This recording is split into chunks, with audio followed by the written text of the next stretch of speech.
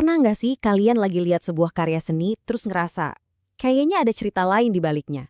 Seolah-olah si seniman lagi bisikin rahasia, persis di bawah lapisan catnya.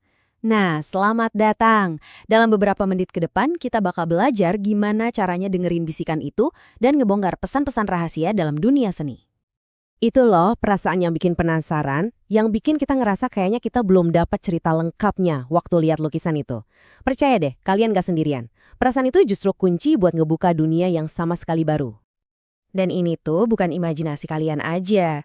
Selama berabad-abad, para seniman emang sengaja banget nanemin pesan-pesan tersembunyi di karya mereka. Ini udah kayak tradisi kuno, sebuah bahasa rahasia yang nunggu buat kita pecahin bareng-bareng. Nah, terus bahasa rahasia ini bentuknya kayak gimana sih? Yuk kita mulai pecahin kodenya dan kita lihat alat-alat apa aja yang dipakai seniman buat ngobrol sama kita dari balik kanvas.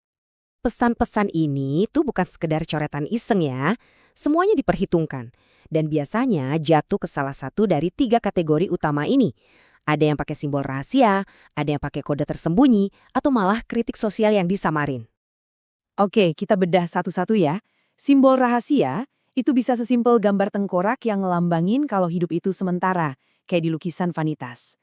Kalau kode tersembunyi, bisa jadi notasi musik yang disamarkan di sebuah adegan. Dan kritik sosial, nah ini cara paling berani buat para seniman buat nyentil penguasa tanpa harus ngomong langsung. Coba deh bayangin kalian hidup di zaman dimana kalau ngomong macem-macem bisa masuk penjara. Atau lebih parah lagi, gimana caranya nyuarain kebenaran? Buat banyak seniman, seni itu satu-satunya jalan keluar yang aman. Sebuah lukisan bisa jadi bentuk protes yang sunyi, tapi dampaknya dahsyat. Oke, jadi kita udah tahu apa yang mereka sembunyiin. Tapi pertanyaan yang lebih penting lagi adalah, kenapa? Kenapa harus repot-repot nyembunyiin pesan? Kenapa nggak diomongin terang-terangan aja sih? Nah ini dia nih teka-teki utamanya kan. Kalau pesannya emang sepenting itu, kenapa nggak diteriakin aja kencang-kencang? Jawaban dari pertanyaan ini ngungkapin sesuatu yang dalam banget soal hubungan antara seni, waktu, dan penontonnya. Dan ini dia jawabannya. Pesan-pesan itu ternyata emang nggak ditujuin buat semua orang. Mereka itu kayak bisikan rahasia, cuma buat audiens tertentu yang punya pemahaman budaya dan sejarah yang sama. Semacam inside joke gitu loh, buat orang-orang di zaman itu aja. Disinilah letak kejeniusannya. Buat orang awam atau katakanlah penguasa, karya itu kelihatan biasa aja, pemandangan yang indah atau potret yang bagus. Tapi buat mereka yang ngerti, itu adalah sebuah pernyataan yang kuat, pesan solidaritas, atau sebuah peringatan tersembunyi. Terus, gimana caranya kita yang hidup ratusan tahun setelahnya bisa ikutan ngintip rahasia ini? Nah, bagian terakhir ini adalah tentang ngasih kalian kekuatan. Ini tentang ngubah cara kalian ngelihat seni selamanya. Semua yang udah kita bahas dari tadi itu bukan cuma fakta sejarah yang menarik ya. Itu adalah seperangkat alat. Kalian sekarang punya kerangkanya buat deketin seni bukan lagi sebagai penonton pasif, tapi sebagai penyelidik yang aktif.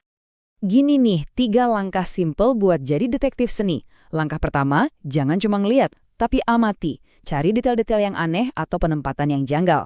Langkah kedua, pahami konteksnya. Kapan karya ini dibuat, apa yang lagi terjadi di dunia waktu itu. Dan langkah ketiga yang paling penting, selalu tanya kenapa. Kenapa seniman milih buat masukin detail itu? Jadi intinya begini, tanpa kita paham dunia di mana karya seni itu lahir, politiknya, agamanya, kebiasaan sosialnya, kita cuma ngelihat separuh gambar. Konteks itu kuncinya buat ngebuka semua makna yang tersembunyi itu. Dan aku bakal tinggalin kalian dengan pemikiran ini. Bahasa rahasia ini tuh nggak mati di masa lalu.